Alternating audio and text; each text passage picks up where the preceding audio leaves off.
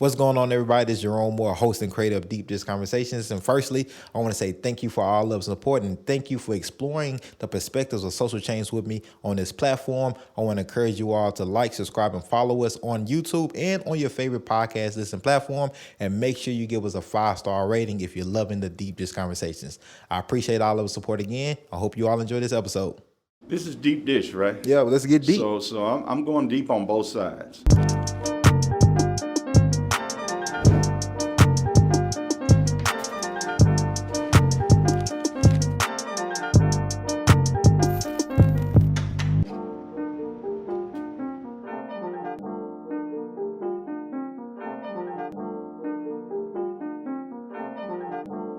What's going on, everybody? I'm your host and creator of Deep Dish Conversations, Jerome Moore, and like always, we have amazing guests.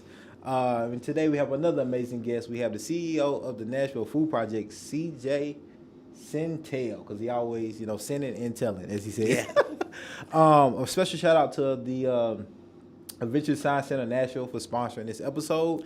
And 312 Pizza. And CJ, dig in at any particular moment in time that you want to eat. It's lunch hour, so okay, have at it. Thank you. But now, thank you for being here. Yeah, thank you for having me, Jerome. Really appreciate it. Hasn't been a year yet. New position, new role. How's everything been going thus far? Wow, yeah, no, it's been a whirlwind. I'll tell you, I started in July. And it has just been hit the ground running, really, truly. And I've just been amazed. This organization has a lot of moving parts and a lot of great, passionate people. And so just getting to know them and getting to know how things work has been a job unto itself. Have you been to Nashville before? Taking the road here? Okay. Yeah. So I've spent I grew up in Nashville, grew up in South Nashville. Okay. Went to Tusculum Elementary School. Oh, okay. And, here we go. Hey, yeah. And so spent about the first 10 years of my life in Nashville, and then we moved back to Louisiana, where my family's from. Okay. And then moved back to Nashville to go to graduate school. So I went to elementary school and graduate school in Nashville, and so I've spent about 20 years in the city. So you're like a native then. There you go. Native adjacent. Yeah, that's right. I feel like you have to go to high school here. Like that's the litmus test. Yeah. So many. Where'd you go to high school? Right. That's what I get. Yeah. True. But if you went to middle school, elementary and middle school, and then moved, like it kind of makes you a little bit too. Yeah. And then if you come back here for like grad school, but Nashville has changed so much. It has. It has. And after grad school, I moved to Arkansas, and then we moved back at the beginning of the pandemic. And even in that 5-year period, it's changed so much. Well, I do want to give space. You had just mentioned off air that the founder and former executive director of the Nashville Food Project just passed away. That's right. I just want to hold space for that. Well, thank you. She was an amazing woman, Toulouse Scholar Quinn, and she founded this organization 10 years ago and stepped back from the executive director role mid 2020 due to a cancer diagnosis, and she transitioned into the next world last week, and we've been spending this week really honoring her legacy and her work in our community, and it's an amazing legacy. So let's get into your background, right? Because I know you come from that farmer's background as far as work, and I was in the Peace Corps, right, in Paraguay, and so that was like my first introduction. I did community economic development, but I was in like the rural, urban. I was in the in between, so it was really really farmers and stuff. But we had paved roads, cobblestone roads, right? But it was cows and chickens, so that was my first introduction to like farming, like really like having to survive and off of the land, the wildlife, domesticated animal. Like that was my first introduction, and I'm like, oh, this is really hard work, and this is not having like the fancy machinery like the John Deere and all. It's not that type of. This was real like like getting your hands dirty, boots, everything like type of like work. So it gave me an appreciation for that type of work and understand the importance of food. And I'm embarrassed to admit, I was 24 at the time. I did not know, this is going to be bad, eggs did not come white. I had no idea. I went to the grocery store. Really? And I was like, wow, these brown eggs, I don't see no white eggs, right? And then it clicked, like, oh, snap, like, yeah, chickens don't hatch white eggs, right? They paint them. And I was like, wow. And so, well, they come in all different colors. Yeah, Actually, yeah. have you ever seen these green and blue eggs with spots on them with and spots stuff. Yeah, on them? yeah. They come in all different colors. Yeah. And yeah, no, that's funny. That's funny that you hear stories like this all the time. And I was like, that's city life, you know? City life. City That's life. right. You haven't gotten any backyard chickens yet? Not yet. Not yet. Not yet. Okay. I got to get a backyard. Oh, So I okay. gotta First step. First thing, Yeah, I gotta first get a things backyard. first. But yeah, like, what was your inspiration in getting into like food and like that agriculture, that world? Yeah, well, I think to kind of go back a little bit, like, so I grew up, I was born on a nut farm that my grandfather planted in the 1920s, pecan orchard. I've got farmers on both sides of my family, and so I grew up around agriculture, grew up sort of, before moving to Nashville in the country. And so I think that's been a background all along. Okay. Now, I could tell a story about looking, after I got into this work, looking back. So the farm that I grew up on, as I said, was a pecan orchard planted in the 20s. And on this property was this dilapidated house. Sort of over in the corner, and I always wondered who lived there. Right. What was the story there? Who Right. were those people? Well, Right. it turns out after I got older and into grad school and did the research, I didn't know this then, in other words, that was a sharecropper's house, right? That was empty, and like I've been thinking about this a lot, Right. Thinking about that story really does come into play in my later life. So, so moving forward, I was in college in the early 2000s, back when sustainable ag and organic food and local foods was really becoming a thing. And so knew I wanted to do something. I was a philosophy major. Okay. So the intersection of philosophy and the liberal arts and agriculture. Right. But it was not until I got to Vanderbilt and Angela Davis came to campus and was doing a seminar, a one-semester seminar on the theories of slavery. Okay? And so I was in this seminar, and in this other group, this food politics group, we were reading all these people in the sustainable ag movement who at the time, and I think this is an important thing to note, at the time was mostly white. Okay. In the 20 years since, 15 years, a lot more people of color have entered this space and are writing about these issues, but Right. at the time it was fairly white. And so it was like reading Wendell Berry. Have you ever heard of this guy? He's from Kentucky. Reading Wendell Berry and sitting in Angela Davis's classroom. Right. I said, there's an issue here. Right. Right? We're talking about food and we're talking about agriculture and sustainability. And like in this country, and turns out historically, the relationship between agriculture and oppression and exploitation is not coincidental and is in fact very rapid and very tight. Right. And so I ended up writing a dissertation on the intersection of freedom in food and slavery in agriculture. And I thought the project was going to be mostly about America. Right. But it turns out that the deeper you go, you're like, oh, this is a much bigger issue. This is a much bigger issue. And it leads you all the way back to prehistory. Wow. And like the founding of states. Right. Doesn't really, and this is a simplified story, and it can be, you can get into a lot of different nuances, but the simple story is you don't get economically significant forms of slavery until you have states, and you don't get states until you have agriculture. So there's some sort of relationship between agriculture and exploitation. And the question is, what is that relationship?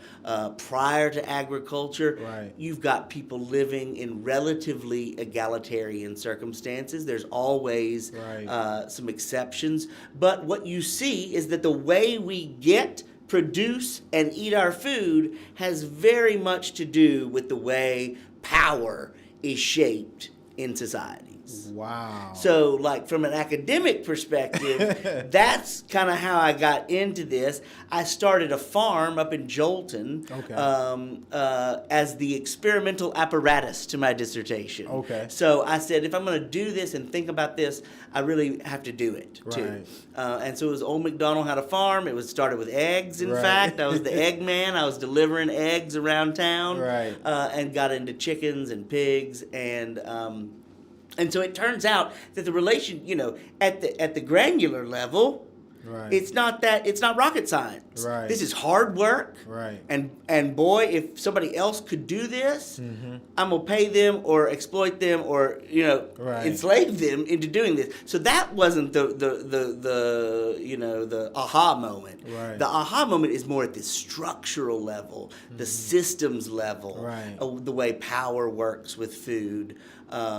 And so that's sort of how I got into this from an academic, philosophical angle. Right. Became a farmer myself, and got hired to go to back to Arkansas. I went to undergrad in Arkansas and to work for Heifer International, this nonprofit where you can buy people in the developing world a goat or Okay. a cow, and it's like a pass it on kind of thing. Okay. We give them a cow, and they give a baby cow to their neighbor. Okay. Right? And so it's meant to Oh, build okay. wealth. Okay. And in the developing world, right? I mean, livestock. Like, notice that it's stock, right? There's your original Yeah. stock market right there. It's currency. Currency, absolutely. Big time wealth Yeah. generation for people in developing economies. And so, anyway, they wanted to do some of their poverty alleviating work in the United States.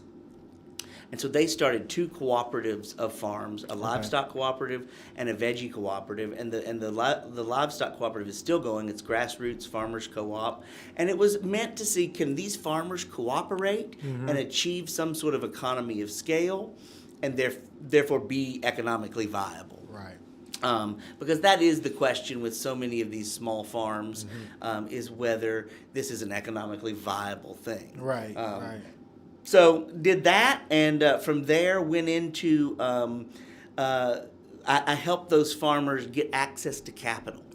Okay, and so that got me into this world of community development finance. Okay. CDFI, community development financial institutions, which are basically like nonprofit banks. Okay. And like, having had some access to capital issues as a farmer, I was literally laughed out of a bank in Springfield, Tennessee. They said, we think this is great, but we don't believe you that you're selling eggs at $5 a dozen. Right. Or we don't believe you that you can raise a cow without corn, right, just on grass. I mean, I'd been laughed out of a bank, literally. So helping farmers get access to capital was really exciting. Wow. You're like, wait a minute. I thought, wait a minute, this is it. This is like the way capital moves is the Right. way that this is going to get off the ground or succeed or fail. And so I kind of got into the CDFI world and ended up running a CDFI in Arkansas that was focused on rural entrepreneurs. And small businesses, but also in Little Rock, in Fayetteville, in the cities too, in Arkansas. And that gave me a different perspective about raising money and the power of capital to lower barriers, open up opportunities, and to create wealth for communities that are not that are underserved by the existing financial system.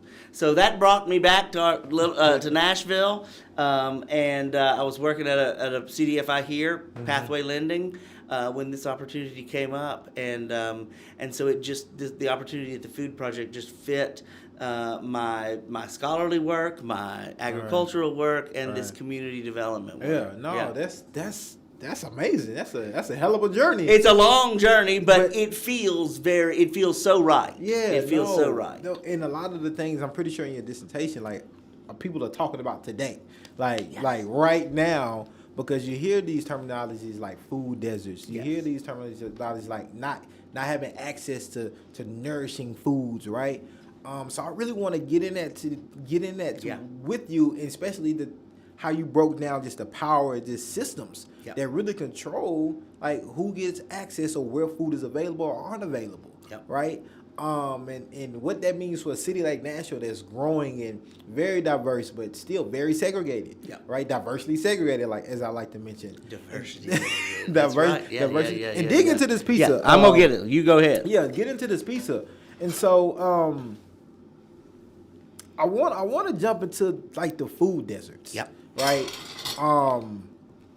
And as a person that goes to grocery stores and stuff, I can see some intentionality where they put a Publix, or where they put like a Whole Foods, or where they put what's another kind of high end even Targets, Yeah. right? It's a little different than where maybe they might put a Kroger, or where they may put like a Food Lion, or Or what is it, a food saver? a Food Yeah, Saver, these yeah. So like I was like, that's interesting, right?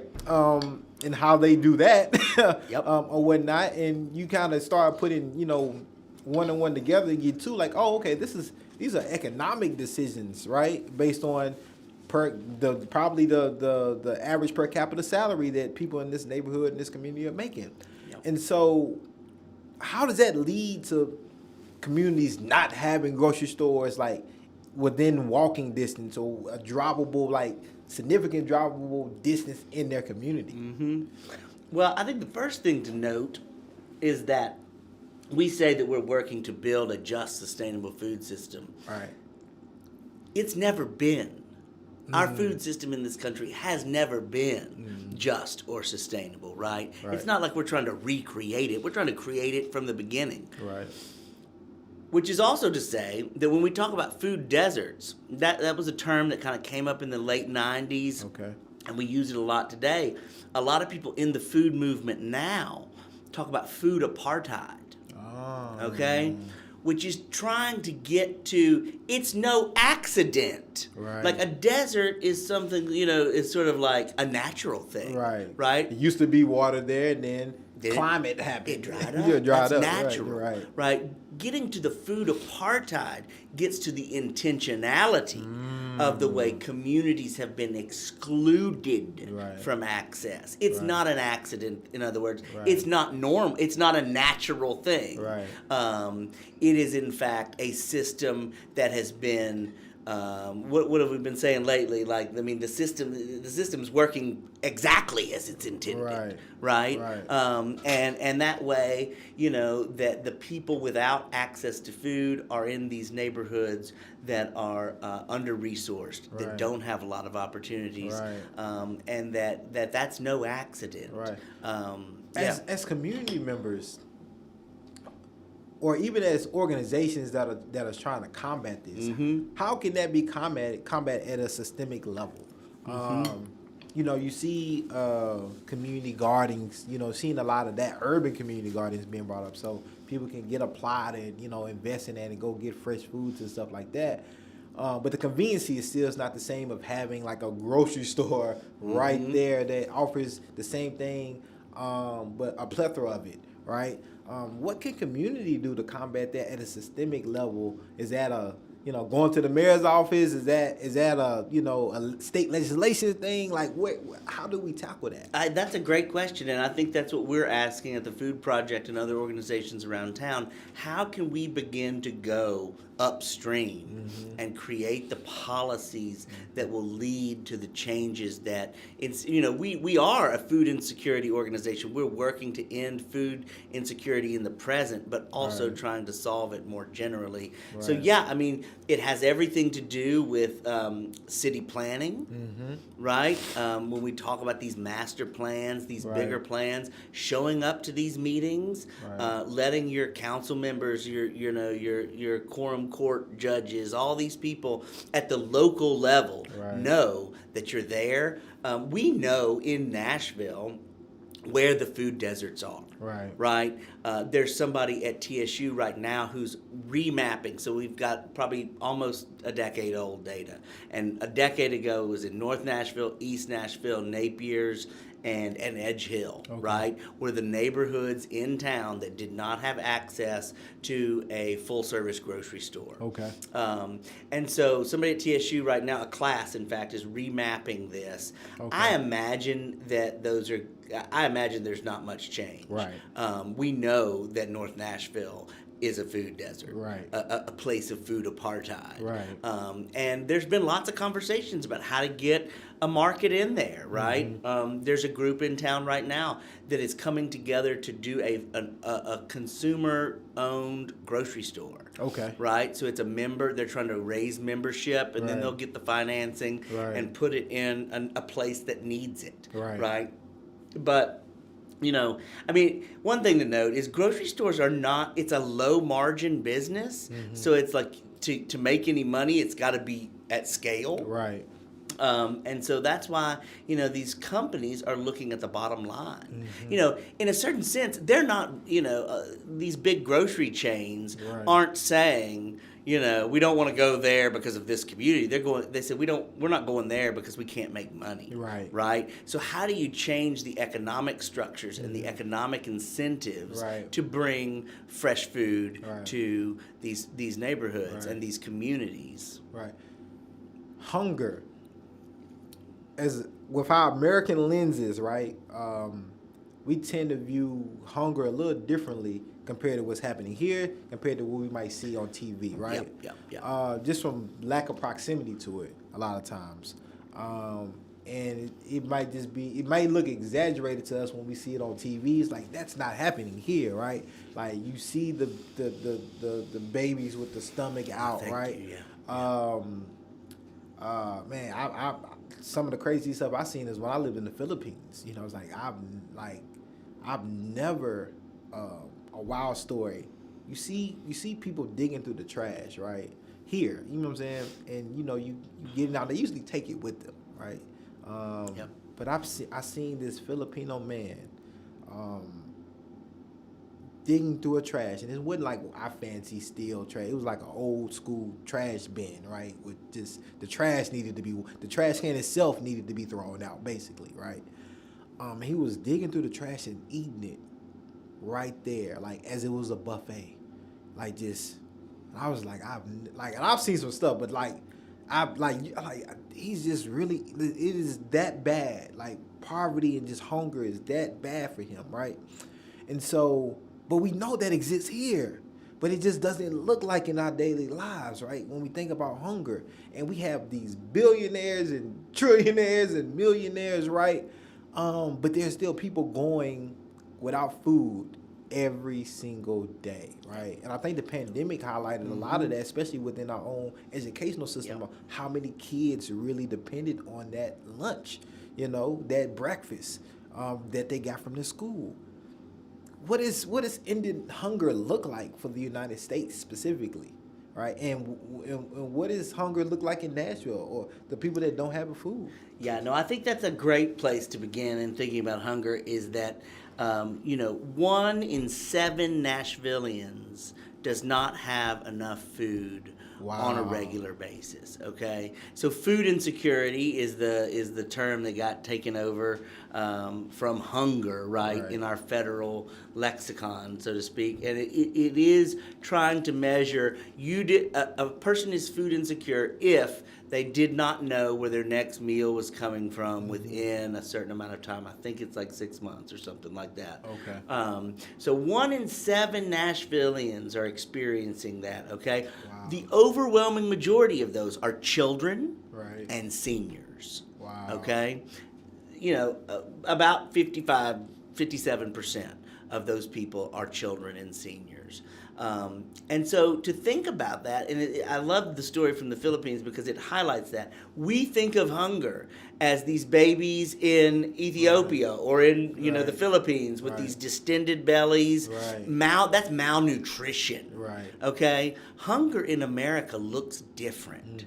It looks like skipping meals. Right. It looks like getting the bulk of your calories if you're a school kid at school and kind of coasting through the night to the next morning, right? So hunger looks different in this country, and until you're keyed into that, you're not going to see it, right? I mean, and so, one of the things that Toulouse used to say is that all the food in the world isn't going to solve hunger.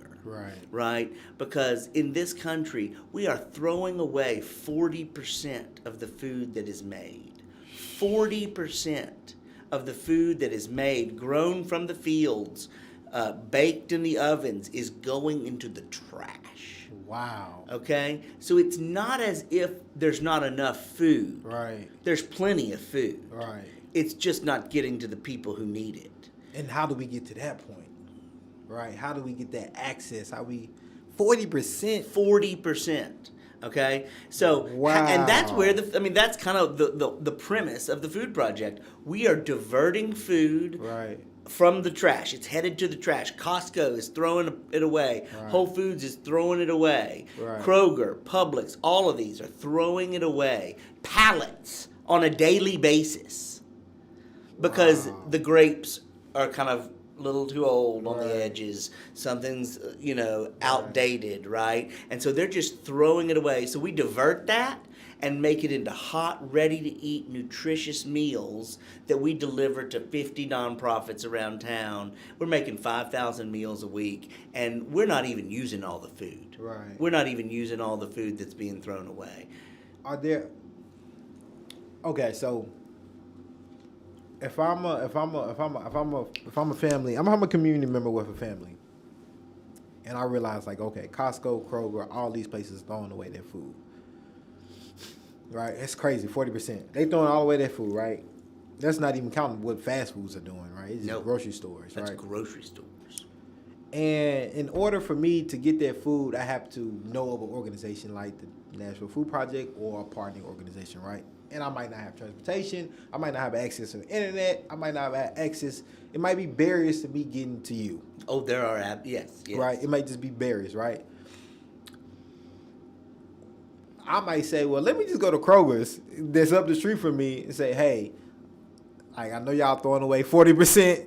Is it something that you can give me?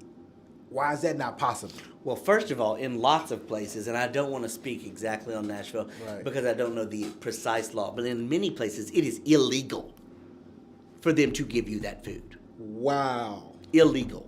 There are laws that prevent people from these organizations giving the food away. And so, I should be more up to date on the policy in Nashville. I mean, I know it's not illegal, but we have a lot of logistics, and we have to work very carefully with these partners because it is more work for them to put it on pallets and for us to come pick it up. It's less work for them to just dump it in the dumpster. Right. Okay? But have you ever been dumpster diving? Do you know dumpster diving? Yeah, dumpster diving is a thing, right? Yeah, I've been fortunate enough to not have to do it. But they put padlocks on dumpsters to prevent people from getting perfectly good food out of the trash. So, and they'll say it's about liability. That's what they'll say. It's about liability. We can't give you they can't give you that yogurt because it might make you sick, right? And so they say it's a lot about liability, but really it's about the bottom line and wanting to keep you buying the food rather than just give me a waiver then. I'm pretty sure. And so when we talk about the food waste problem, we're talking about building policies, creating policies that incentivize and encourage grocery stores, restaurants, but mainly it's grocery stores. To create, we've talked a lot about what if we could get all that food and take it to a free store. And create a place where, and it's called The Store. They're not doing this from a food waste perspective in Nashville, but it's for food insecure people that can go have a shopping experience, but it's all free. So when we, that's one policy. How can, it's a logistics heavy enterprise. We have one guy that we pay full-time salary salary, who drives around 5 days a week this city, picking up food before it goes into the garbage. Wow. Okay, and that, if you think about it, like that's it's hard to scale that. Right. You just have to hire more people and have more trucks driving all Right. around town. Right. And so how could we build an infrastructure in this city where the stores are doing this in some different way, where they're organizing it and maybe we help get them to a location. Right.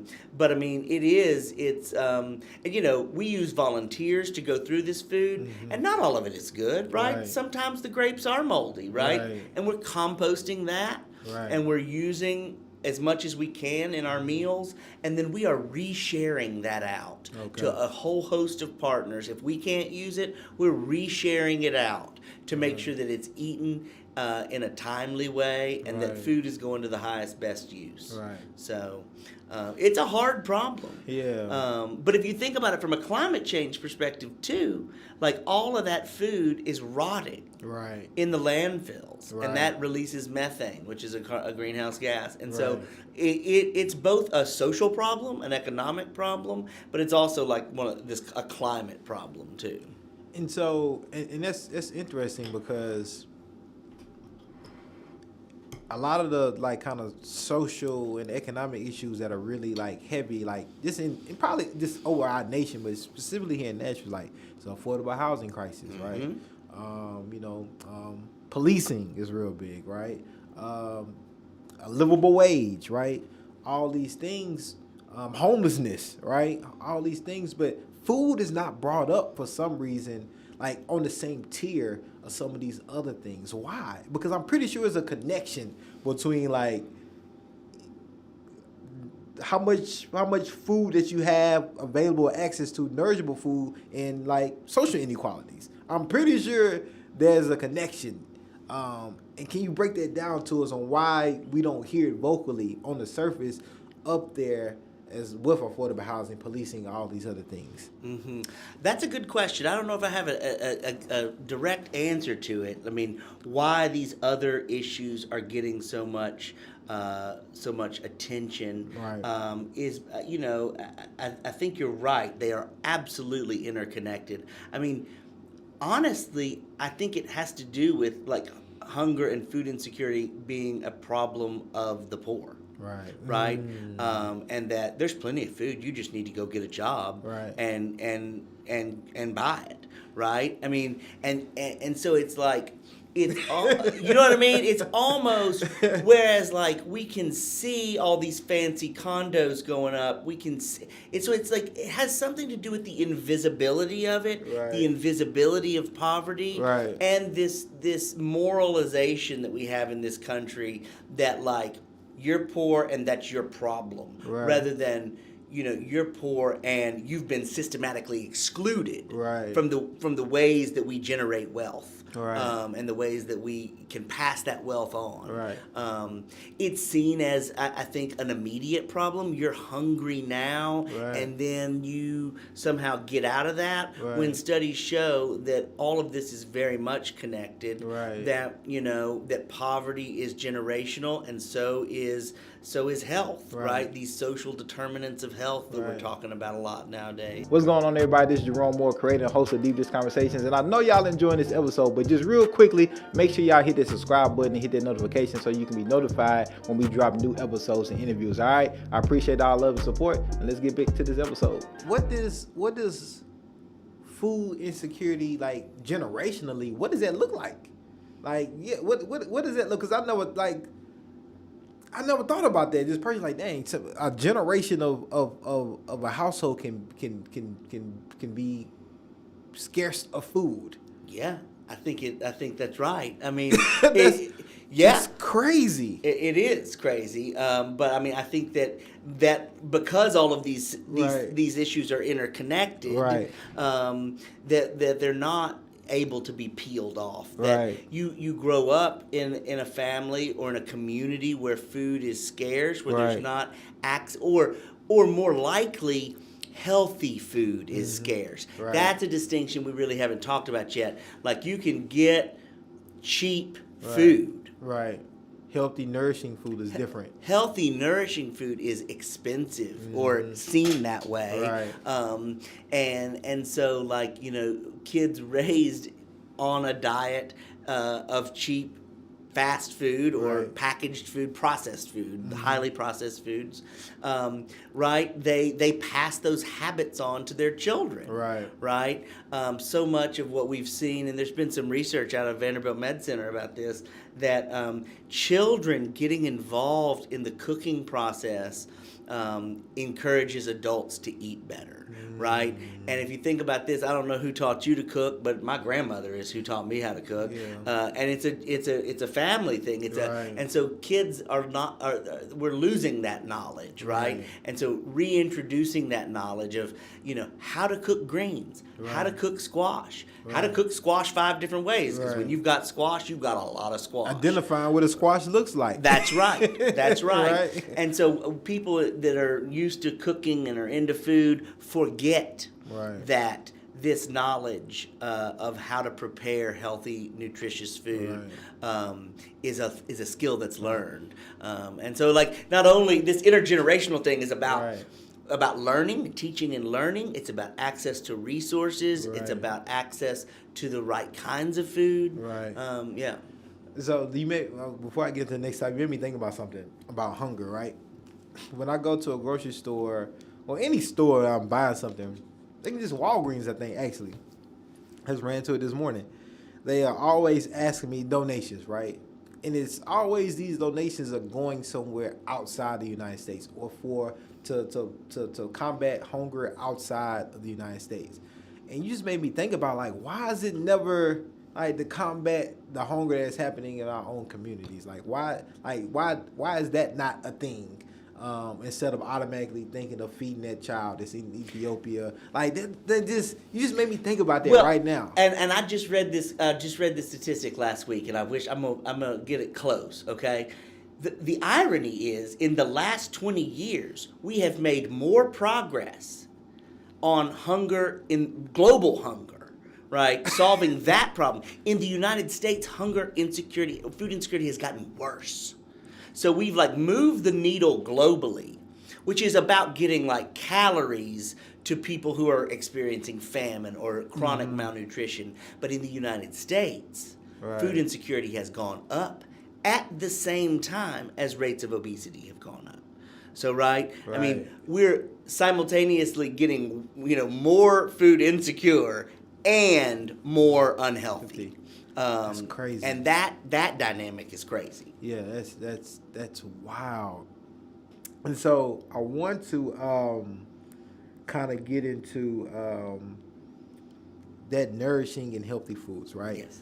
And kind of for communities who don't, it's expensive. Absolutely. I would say Publix is expensive. I love their fruit bowls, but that shit is expensive, right? Just any given day, depending on the market, apples, oranges, bananas, all of these things can be very expensive to eat consistently on a consistent basis. Seems like it's an economic thing, right? And it seems like it's a way systemically to keep those who don't have money or poor, just keeping them still without healthy food. For communities that fit in that bracket, which is many of them all over the United States, right? Just don't have the consistent income to spend $100 every time that they go grocery shopping, right? Just on healthy, nourishing foods. What are some of the ways that they can combat that without necessarily having to spend so much money to get access to those foods? Especially if you're living in a city where, you can't really farm. It's not land, it's not those things. What can community do to tap into other alternatives to get access to those foods? Well, there's a couple of answers to this. At on the one hand, at one level, and this is something the Food Project is piloting right now. If you're on WIC, Women, Infants, and Children, or SNAP, which is Supplemental Nutrition Assistance Program, right?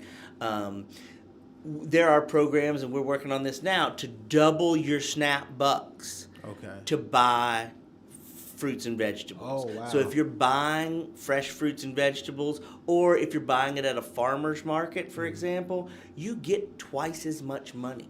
Okay. Okay, so that's like an incentive, Right. right? Here's twice as much SNAP bucks if you're buying a certain kind of food.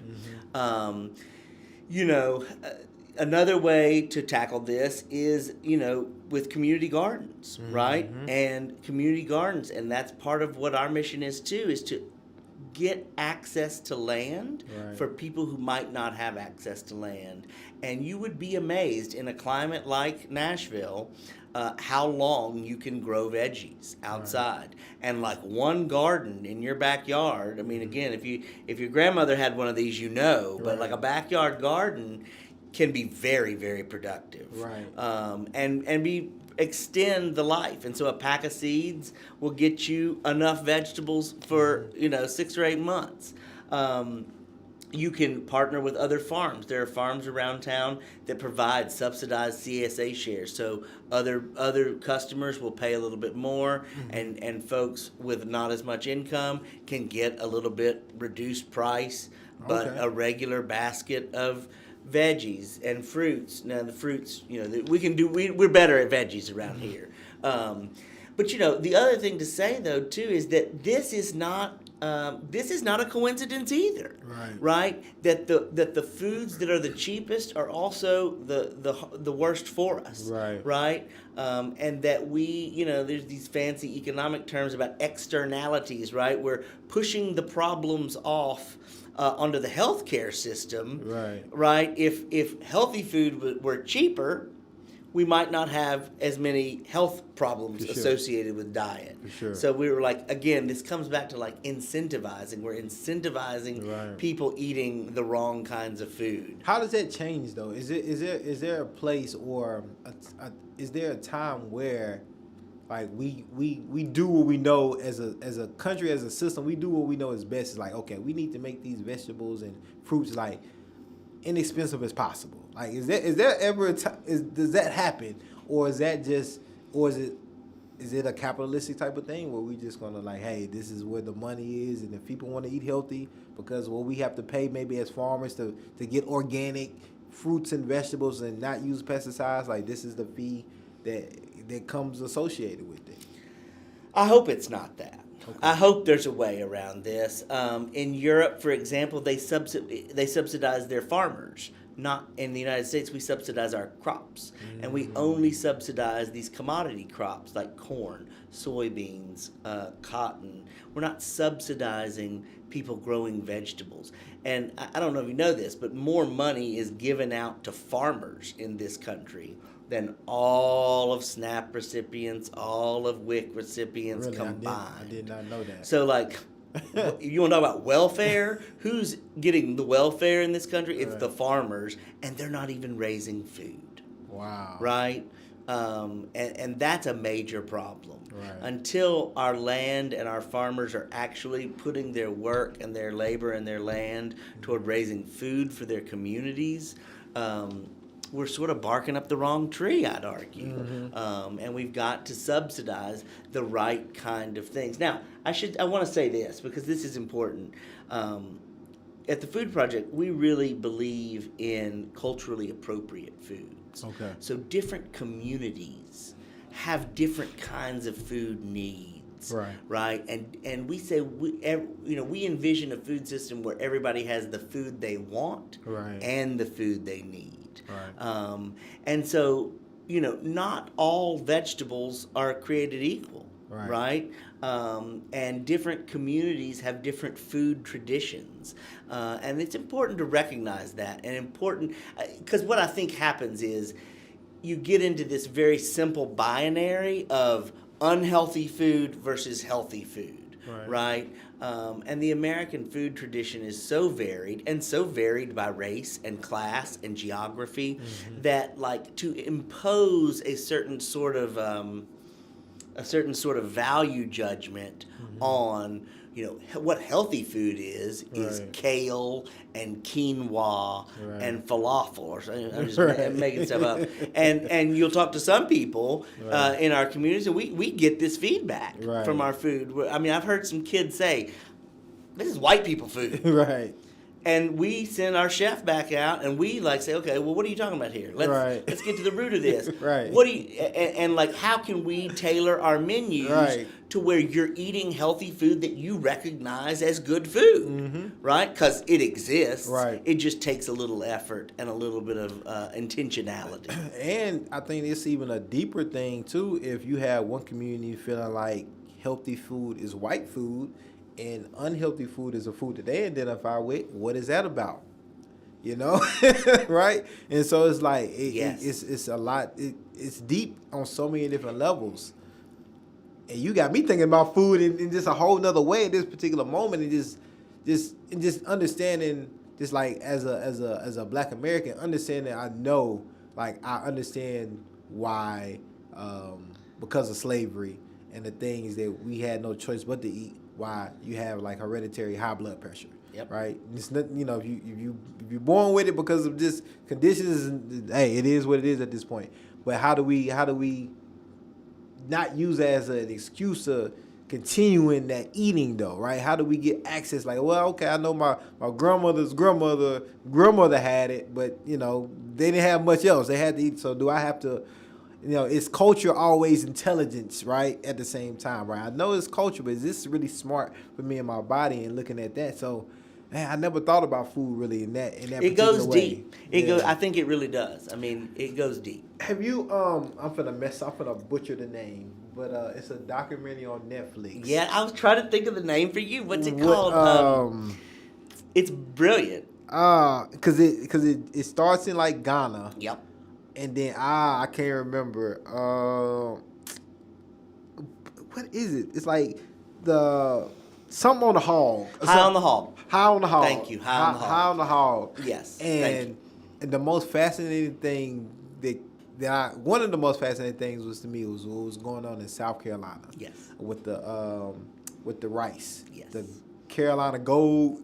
That's right. This is a great story. Right. The Carolina Gold blew my mind about how basically because, you know, we had slaves making it for free, cropping it for free, and they were the only ones that knew how to do it when slavery was abolished, and like they weren't making it, just pretty much just disappeared. Yep. And like the white farmers just couldn't duplicate it. They couldn't grow it. They couldn't grow it. And Yep. so that just blew my mind, but it takes me back to what you was talking about at first between like the relationship between agriculture in our country and like slavery and food and like how that just a structure in itself. Yeah. And how many of the foods that we eat today were brought over in the pockets of Africans when they were brought to this country in chains. Right. Yams. Right. Okay. Yep. Watermelons. Right. And I mean, just I should have brushed up on this, but I mean, it's huge okra. Right. Okay. The rice.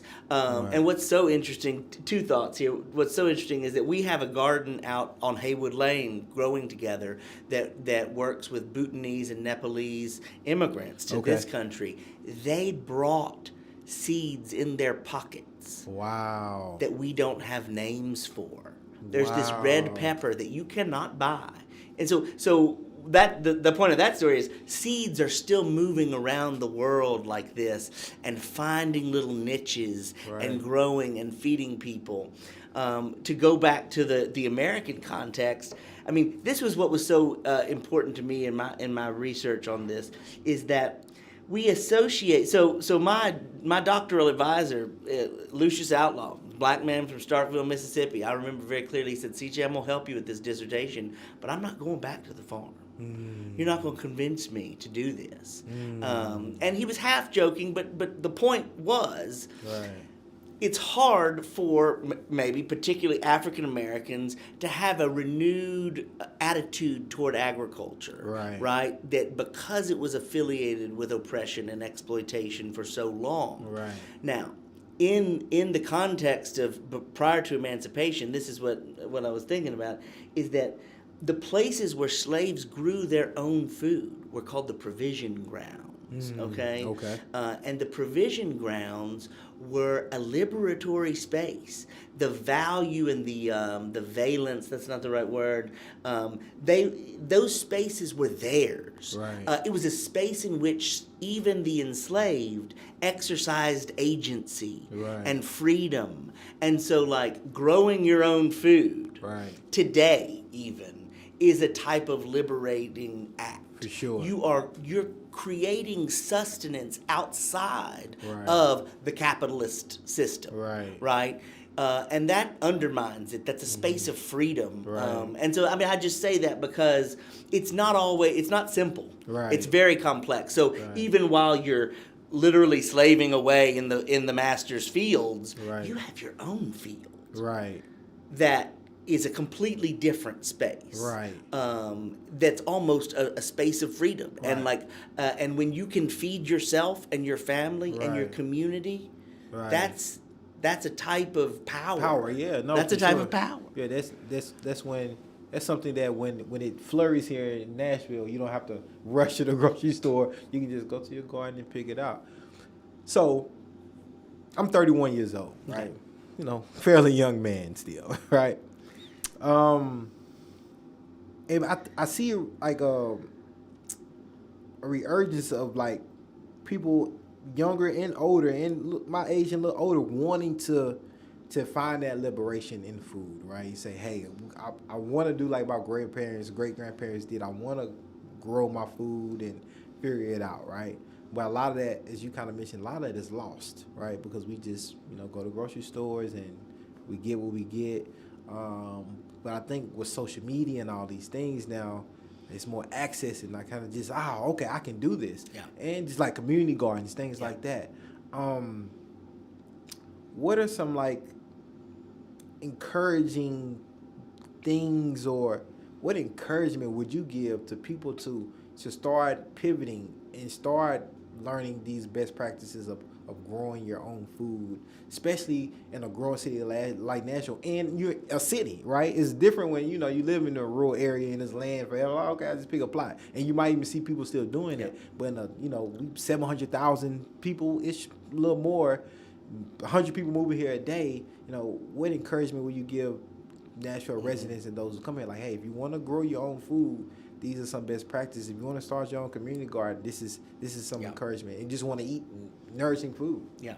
I think that's a great question. A couple of things, like when I got to the food project, I thought, okay, our mission is we bring people together to grow, cook, and share nourishing food, to cultivate community, and alleviate hunger in our city. Okay, and Toulouse used to say this too. The bringing people together is the most radical part.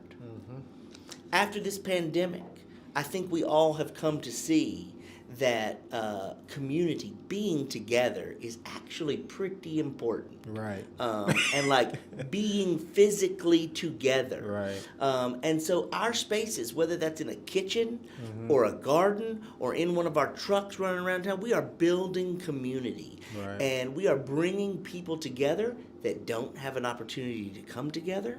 And food does that. Right. So food is this powerful thing that brings us together. Sharing a meal is an intimate thing. Right. And so that community building is key to our work and key to what we think food can do for this community. Now, if you want to get plugged in, we've got 3 community gardens in this city. And we work with the other community gardens. So our 3 community gardens are in the Magruder Family Resource Center in North Nashville, at the Christ Lutheran Church off Haywood Lane. And then our newest spot is Mill Ridge Metro Park, which is the newest Metro Park in Nashville. It is 600 acres. We've got 20 acres of that. Okay. And you can come get a plot and grow for yourself, grow for your family, grow for your community, grow for fun. Right? We've also got, if you don't know anything about it, we'll teach you how to do it. And so those are our 3 pieces of land that we steward, and we steward those for people who want access to land, for Right. people who want to learn how to grow. Now, there's a whole nother network of community gardens in the city. Brooklyn Heights Right. Community Garden is a very vibrant place, and so what we've started is the Community Garden Network. Okay. And in the very near future, we hope to be able to provide some sort of expertise. If you wanted to start a community garden in your neighborhood, Yeah. you'd call us, you'd apply for a little grant, we could put some money together, get you some tools, get you some workshops on how to get going, Right. and provide some ongoing assistance. The problem with community gardens in the past, especially in Nashville, is they get started by some one person who loves it, who's passionate, who's ready to go, and then they have to move, Right. or they get sick. Right. Or the city, the first community garden I got involved with in Nashville was the George Washington Carver Food Park with Sizway Herring, and the city bulldozed it. So, I mean, how can we preserve land for these spaces? And right now we're working with a group of Vanderbilt students to try to identify land across Nashville that we could conserve Right. for people to do that. I know this is a community organizer in me. I know the mayor's office have like policing, affordable housing committees, Yeah. planning committees. Is there something dedicated to food? We're working on it. Okay, perfect. Not yet. Yeah, We're okay, working on okay, it. perfect. We're working on it. Because this is important, right? Yeah. And from my perspective, this is important. We need somebody working at a Yes. city level. Yeah. So a little backstory: in 17, a consultant came in and did an analysis of the Nashville food system, Okay. and their biggest takeaway was everybody's siloed. Right, there's lots of people working on these issues all over town, but you're in one neighborhood, and nobody's working together. And their main recommendation was for the mayor's office to hire a citywide food security person, food Right. security coordinator. Right. And then Megan Barry. That was under Megan Barry's administration, Right. and then she left, and it's never gotten going again. Okay. So one of our goals is to really bring this issue and give it some light, and try to get working on a community citywide basis for this. Because there's lots of innovative ideas happening, Right. but until we begin to put the pieces together and think about the policies that are creating the products, we're just not going to get there. I want to close with this thought-provoking topic on food. In a city like Nashville, right, where cost of living is going up, everything is just going up. the breathe is going up. The here. parking. The parking is crazy. Crazy. If you can find it, right? In a growing city like Nashville, how do we kind of do 2 things? How do we continue to prevent hunger, right? Combat it, but also how do we make sure that we're growing into a city where people have access to nourishing and healthy foods, whether they can afford it or not? What does that look like? I know we got all these big elections and for 8-year terms and stuff like that, but what does 10 years look like of Nashville trying to combat its hunger issues and making sure people, especially people of color, right, that are affected the most by these things, have access to food in Nashville? And what role does the Nashville Food Project play in that?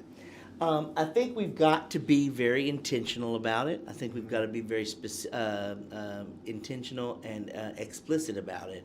And we have to start building into these development plans food, and not just high-end restaurants, right? Affordable, healthy food. Somebody's going to have to pay for that. Right. And there is plenty of money to pay for that. Right. It's this scarcity mindset that there's not enough. There's not Right. enough. There's plenty of food. Right. There's plenty of food, and what we've got to do is place that, put our I mean, we say we value it, Right. but let's put the money behind it to value it, Right. right? And so we've got to be intentional about finding where the food needs to go, and creating the policies and the incentives and the funds to do that, right?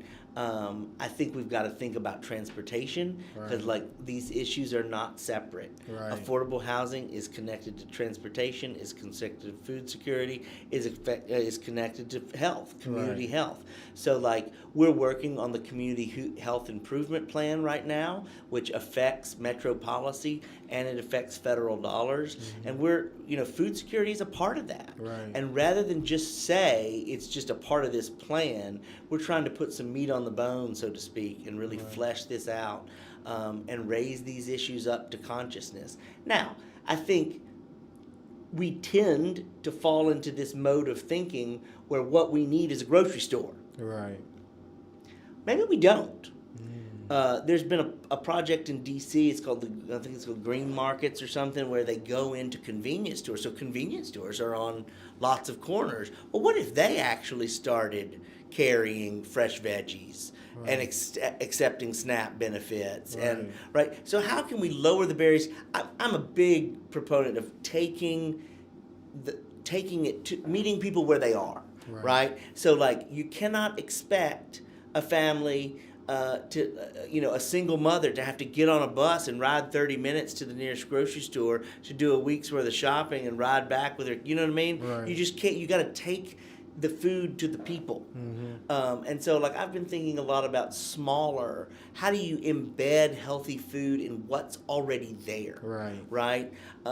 Importantly, and we really want to talk about this in terms of hunger, but there's a stigma attached to hunger. Right. Some people don't want to go to the food bank. They don't want to take their kid to the food bank so their child knows that there's not enough money or not enough food, right? So how can you make it dignified? Right. I believe that food is a human right. Right. It's a right. You don't have life, liberty, and the pursuit of happiness without life. Right. You don't live without food. Right. It's a human right. Right. And so we've got to figure out a way to lower these barriers, take the food to the people, take the food that's going to the trash and getting it to the people who need it. 40%. That's 40%. still mind-boggling. So we've just got to crazy. think outside the box. We've got to have real leaders at the table. We've got to make it economically viable. I mean, I'm a big, I came from this small business, community development mindset. And what I learned there is that people have got to make a living. Right. If they're not making a living, we're all just sort of wasting our time. Right. People have got to make whether they're, it's a food truck or a barber shop. If it's not economically viable, we're not really talking about. I mean, you're talking about charity, Right. and charity is not really what's going to solve this Not problem. sustainable. Yeah. Yeah. Right.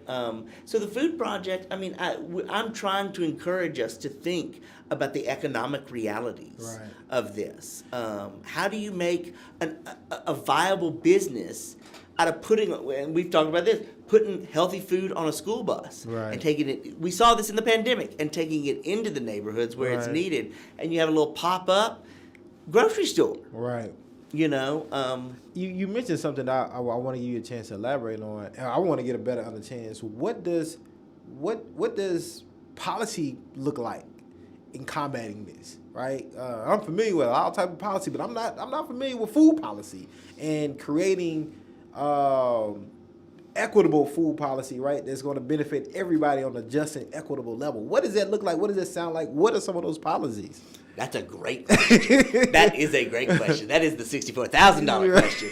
Well, first of all, very simple example. Right now, you cannot grow food on metro public land and sell it. So we've got a garden, right? And we can't even sell cucumbers, out of that, right? Wow. So that's a very simple policy, right? And we're working on reducing that now. So our community gardeners at Mill Ridge cannot sell vegetables off that land because you can't sell anything off metro land, but it is the public land. So we're trying to pass an ordinance to allow that to be possible. Now, I think ultimately when you're talking about development and economic development, you've got to create policies that incentivize these stores going in there, right? Going into certain neighborhoods. If this is a place that needs a grocery store or healthy food access, you've got to create the economic incentives for people to create businesses there.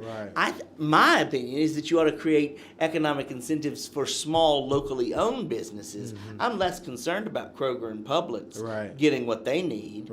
They, they're delivering a service to a neighborhood, but they're not doing it altruistically. They're not doing it for free. So how can we as a city, how can communities articulate what they need and, create tax breaks create access to capital, again, I think people will solve their own problems. Communities will solve their own problems. You don't have to have these outside companies coming in like, oh, only if Kroger would open up a store here. I guarantee you that if you created the right environment, somebody in this community would love to start a little store and serve their community with healthy, nutritious food and earn a living doing it. You know what I mean? CJ, I want to give you the last word. What else do you want to leave with the watchers and viewers? Possibly, how can they possibly reach out to you, get tapped in? I know the Nashville Food Project does a lot. They can go to the website, I know.